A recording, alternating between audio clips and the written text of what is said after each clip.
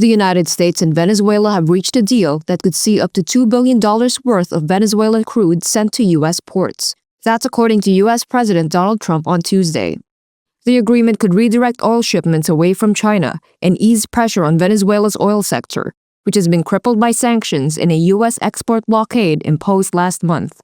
Trump said Caracas would turn over 30 to 50 million barrels of sanctioned oil to be sold at market prices, with proceeds controlled by him as President of the United States. The move follows weeks of escalating pressure on Venezuela, capped by the weekend capture of President Nicolas Maduro by U.S. forces, a development Venezuelan officials have condemned as a kidnapping, aimed at seizing the country's oil wealth.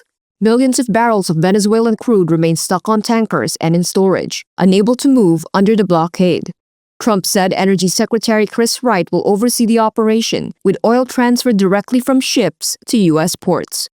At present, Chevron controls all Venezuelan oil shipments to the U.S., exporting up to 150,000 barrels a day under a U.S. authorization. U.S. crude prices fell more than 1.5% following the announcement, as traders anticipated higher supplies.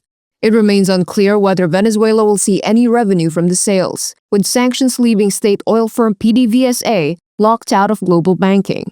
U.S. officials say increased Venezuelan oil flows would support refinery jobs and help stabilize fuel prices.